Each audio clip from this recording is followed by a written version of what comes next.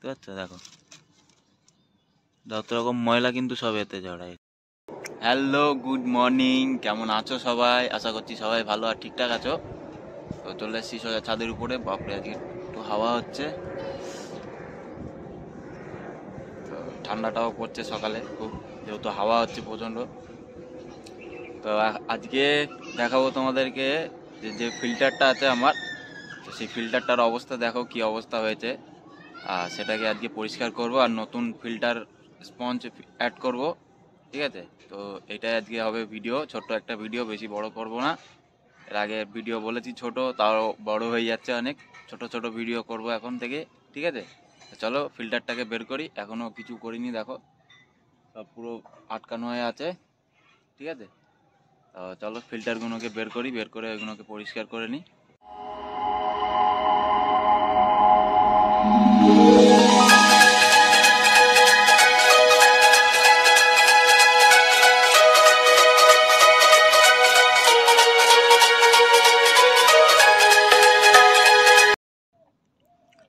এখানে ফিল্টারের অবস্থা তোমরা দেখতে পাচ্ছ, দেখো কি অবস্থা হয়েছে, দেখো ঠিক আছে?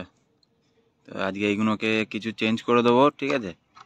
আর ভিতরে দেখো অবস্থা, যেইগুলোকে দেখবো ঠিক আছে সেইগুলো রেখে দেবো, আর যেইগুলো চলবে না সেগুলোকে বাদ দিয়ে দেবো। তো চলো জল ফল নিয়ে আসি, নিয়ে এসে ভালো করে পরিষ্কার করে নিই, ঠিক আছে? দেখো তো তোমাদেরকে কটা লেয়ার এরকম দিয়ে রেখেছি স্পঞ্জ, দেখো দেখাচ্ছি, ঠিক আছে?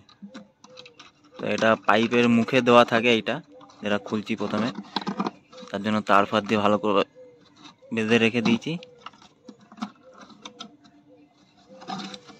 দেখো পাইপে মুখে দেওয়ার কারণ দেখাচ্ছি, দেখো ঠিক আছে? দেখো যত রকম ময়লা কিন্তু সব এতে জড়াইছে, তারপরে এই নিচে যায়, ঠিক আছে? তারপরে এই কালোটা, এটা কিন্তু খুব ভালো স্পঞ্জ। তো এটাকে এখন বাদ দিয়ে দেবো, এটাকে আর নেবো না, ফেলে দিই। এই কালো মাল কিন্তু তোমরা অনেক দিন চালাতে পারবে, আর এইগুলো বেশি দিন যায় না, বুঝতে পারছো? দেখো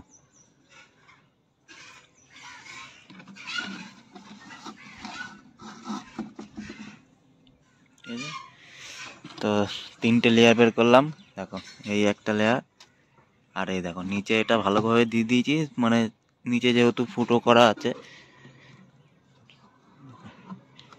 এই বেরিয়ে গেল। এইগুলো পাতলা পাতলা করে নিয়েছিলাম, ঠিক আছে? তো এই শেষ, দেখো নিচে এই যে ফুটো করা, তার জন্য ভালোভাবে বিছিয়ে দিই নিচেটাই। চলো এগুলোকে ক্লিন করে নিই ভালো করে। এটাকে বাদ দিয়ে দেবো বললাম, এটা বাদ, তো এটা প্রচণ্ড নোংরা হয়ে গেছে, এটা নেওয়া যাবে না। কি অবস্থা দেখো, চলো আগে এটাকে পরিষ্কার করে নিই, তারপরে তোমাদেরকে মাছ ফাছ আবার দেখাবো পরে।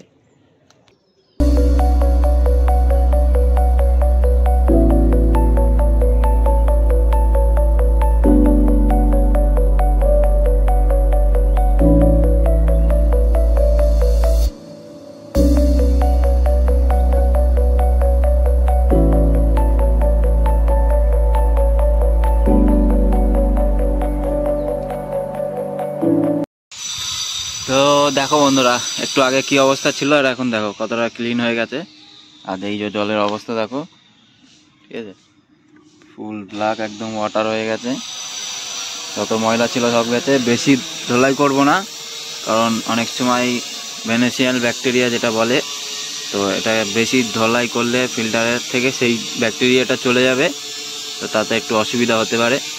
তো যতটা ক্লিন করেছি কিন্তু দেখতে পাচ্ছ, দেখো একদম ফুল হোয়াইট হয়ে গেছে, যেরকম মানে পুরো ব্ল্যাক হয়ে গেছিলো তো সেখান দিয়ে হোয়াইট হয়ে গেছে। তো এরকম ধোলাই করেও তোমরা কাজ চালাতে পারো। তো আমার কাছে আজকে মানে দেখাচ্ছি, দেখো এখানে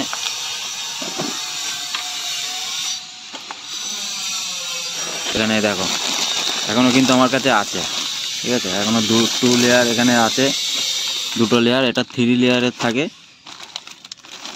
এখনও 2টো আছে। এখান দিয়ে আমি কেটে কিন্তু ইউজ করতে পারি, ঠিক আছে। নতুন কিছু দিয়ে দেবো, আরও অসুবিধা নেই, যতটা দেবো ততটাই ভালো। আর এটা হচ্ছে আমার যত সব জিনিসপত্র সব এখানেই থাকে, দেখলাম সব মানে মাছের ওষুধ, এর মধ্যে ওষুধ আছে, এখানে ফিল্টার রাখা আছে, এখানে খাবার আছে। এই এটা নিয়ে এসেছিলাম অ্যারোয়ানোর জন্য, কিন্তু খাইনি, পড়ে আছে। তো যে বলছিলাম এর আগের ভিডিওতে যে অস্কারের একটা পয়েন্ট করব, তো তখন হয়তো অস্কারকে দিতে পারি, দেখবো আগে দিয়ে খাই কি না খাই। যদি খাই তাহলে খাবি দেবো, আর যদি না খাই তাহলে পড়ে থাকবে। এখানে দেখতে পাচ্ছ সব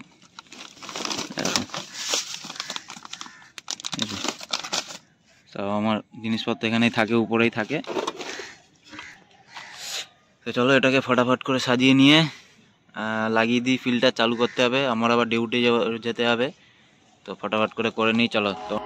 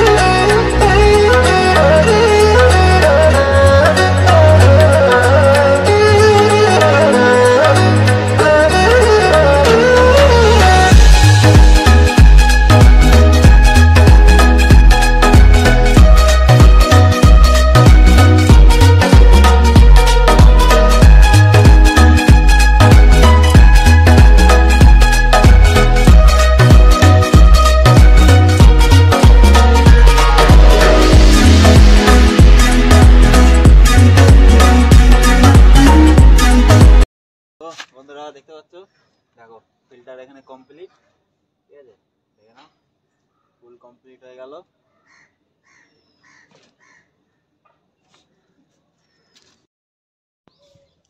তো বন্ধুরা দেখতে তো পাচ্ছ এখানে ফিল্টার কমপ্লিট হয়ে গেছে, ঠিক আছে। তো এটাকে বেঁধে নিয়ে তারপরে তোমাদেরকে চালিয়ে দেখাচ্ছি একবার। তো চলো একবার এটাকে ভালো করে বেঁধে নিই। তো এখানে দেখতে পাচ্ছ বেঁধে দেওয়া কমপ্লিট, এবার এটাকে চালানোর পালা।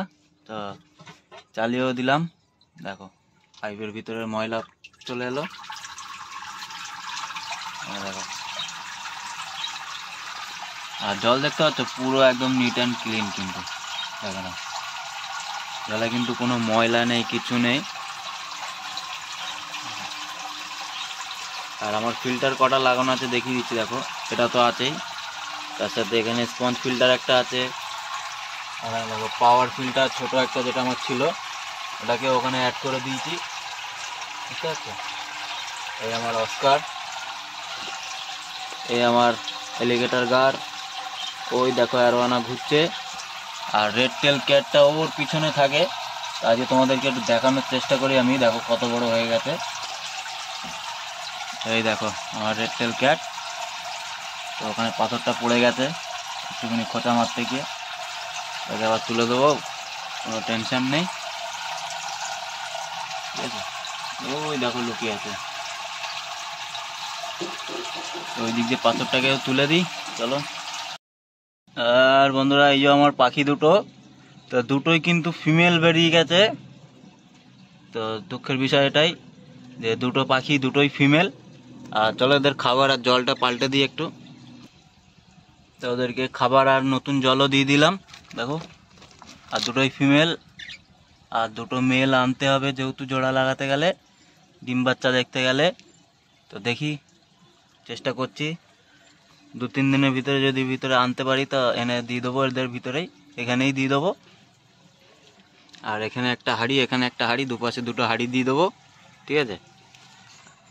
তো এদের জন্য জোড়া আনতে হবে, দুটোই ফিমেল হয়ে গেছে। যেহেতু নিয়ে এসেছিলাম তখন ওরা কিন্তু বাচ্চা ছিল, বেশি বড় ছিল না, তার জন্যই মিস্টেক হয়ে গেছে।